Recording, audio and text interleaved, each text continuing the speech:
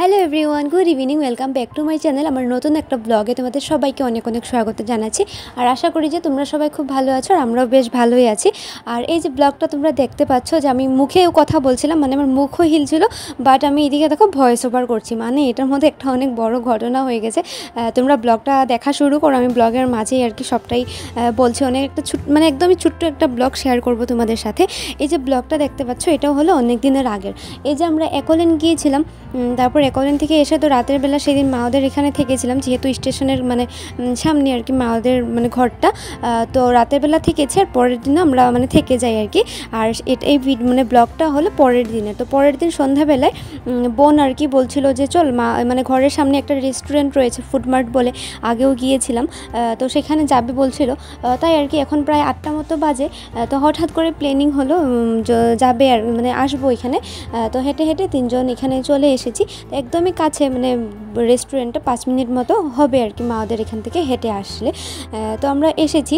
আর এই ব্লগটা আমি অলরেডি তখন না মানে যখনকার ব্লগ ছিল তখন আমি অলরেডি ব্লগটাকে আপলোড করেছিলাম, বাট একটা মিউজিক ইউজ করেছিলাম ভিডিওটাতে। তার জন্য দেখি যে ভিডিওটাতে না মানে কপিরাইট চলে আসে, যার জন্য আমি ব্লগটাকে আর পাবলিক করিনি।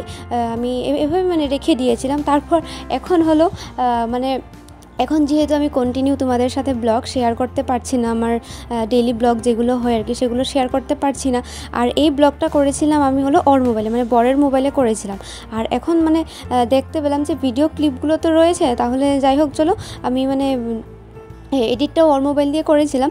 তাই আমি ভাবলাম যে ঠিক আছে চলো আগের সব মানে ভয়েসটা মিউট করতে হয়েছে, মানে মিউজিকটার জন্য আর কি। মিউজিকটাকে মানে শুধু এডিট করে যেহেতু সেভ করেছিলাম, তাই আর কি অনেকটা ভেজাল হয়েছিল। যাই হোক চলো এদিকে মানে তাই আমি অরিজিনাল যেটা ভয়েস ছিল সব কিছুকে আমি মিউট করে এখন আর কি তোমাদেরকে মানে ঘটনাটা শেয়ার করলাম যে কি হয়েছিল সেদিনকার ব্যাপারটা।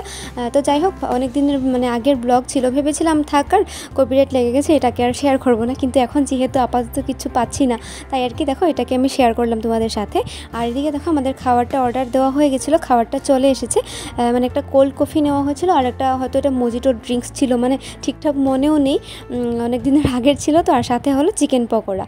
তো ফার্স্টে ভেবেছিলাম এসে যে বিরিয়ানি খাবো আমরা, তারপর যেহেতু এখন অনেকটা দেরিও হয়েছে আর ঘরে গিয়ে রাতের খাবার দাবারও করতে হবে, তাই বললাম চলো যে সন্ধ্যার যেটা মানে একটা নাস্তা হয় না, সন্ধ্যার টিফিন স্ন্যাক্সটা, সেটাই আমরা কিছু একটা খেয়ে যাই। তো এইদিকে দেখো চিকেন পকোড়া নিয়েছিলাম, ঠিকঠাকই ছিল। মানে এখানকার খাবার দাবার আসলে আমার খুব একটা ফেভারিট নয়, তাই আর কি এখানকার না মানে এখানে আসতে আমার এত একটা ভালো লাগে না। তো বোন বলছিল বারবার, তাই আর কি এই যে হুট করে চলে এসেছি।